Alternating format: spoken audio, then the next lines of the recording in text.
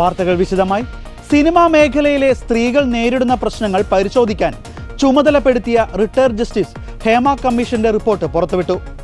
ചലച്ചിത്ര രംഗത്തുള്ളവർ ആ മേഖലയിൽ മറ്റാരെയും വിലക്കാൻ പാടില്ലെന്ന് ജസ്റ്റിസ് കെ ഹേമ കമ്മിറ്റിയുടെ ശുപാർശകളിൽ പറയുന്നു. സിനിമാ സെറ്റുകളിൽ സ്ത്രീകൾ കടുത്ത വിവേചനം നേരിടുന്നെന്നും റിപ്പോർട്ടിൽ പരാമർശിക്കുന്നു.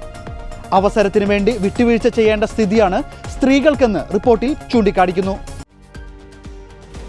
മേഖലയിൽ വ്യാപകമായി ലൈംഗിക ചൂഷണം നടക്കുന്നുവെന്ന് ഒന്നിലധികം പേർ മൊഴി നൽകിയിട്ടുണ്ട്.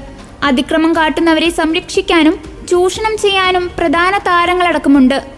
ഏജന്റുമാരും മേഖലയിൽ ലൈംഗിക ചൂഷണത്തിനടക്കം പ്രവർത്തിക്കുന്നുണ്ടെന്ന് റിപ്പോർട്ട് പറയുന്നു. വഴിവിട്ട കാര്യങ്ങൾ ചെയ്യാൻ നിർമ്മാതാക്കളും സംവിധായകരും നിർബന്ധിക്കുന്നുവെന്നാണ് റിപ്പോർട്ട് പറയുന്നത്. സഹകരിക്കാൻ തയ്യാറാകാത്തവർക്ക് അവസരം നിഷേധിച്ച് ഒഴിവാക്കുന്ന രീതിയാണ് മലയാള സിനിമാ രംഗത്തുള്ളതെന്നും റിപ്പോർട്ട് പറയുന്നു. സ്ത്രീകൾ മാത്രമല്ല പുരുഷന്മാരും സിനിമാ രംഗത്ത് നിശബ്ദരാക്കപ്പെട്ടുവെന്നാണ് മറ്റൊരു വിമർശനം. മൊഴി നൽകാൻ സാക്ഷികൾ തയ്യാറായത് ഭയത്തോടെയാണ്. അതിക്രമം കാട്ടിയ പലരും ഉന്നതരെന്ന് മൊഴി കിട്ടി. സിനിമാ മേഖലയിലെ സ്ത്രീകൾക്ക് പോലീസിനെ പരാതിയുമായി സമീപിക്കാൻ കഴിയാത്ത നിലയാണ്. അങ്ങനെ പരാതി നൽകിയാൽ പ്രത്യാഘാതം ഭീകരമെന്ന ഭീഷണിയാണ് ഉണ്ടാവുന്നത്.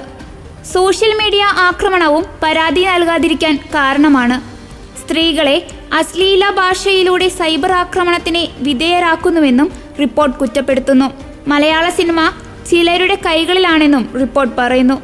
ആഭ്യന്തര പരാതി പരിഹാര സമിതികളെ ഈ താരങ്ങൾ ഭീഷണിപ്പെടുത്തുന്നു. സ്ത്രീകൾ എന്തിനും വഴങ്ങുമെന്ന പൊതു കാഴ്ചപ്പാട് സിനിമാ രംഗത്തുണ്ട്. സിനിമയിലേക്ക് സ്ത്രീകൾ വരുന്നത് പണത്തിനും പ്രശസ്തിക്കും വേണ്ടിയെന്നാണ് പ്രചാരണം. നടിമാർ പണമുണ്ടാക്കാൻ വരുന്നവരാണെന്നും ആരുടെ കൂടെയും കിടക്ക പങ്കിടുമെന്ന പൊതുബോധവും നിലവിലുണ്ട്. പ്രശ്നക്കാരിയെന്ന് തോന്നിയാൽ ഈ താരങ്ങളെ പിന്നീട് സിനിമയിലേക്ക് വിളിക്കില്ലെന്നും റിപ്പോർട്ട് പറയുന്നു. അഭിനയത്തോട് അഭിനിവേശമുള്ള പലരും അതിക്രമങ്ങൾ നിശബ്ദമായി സഹിച്ചു.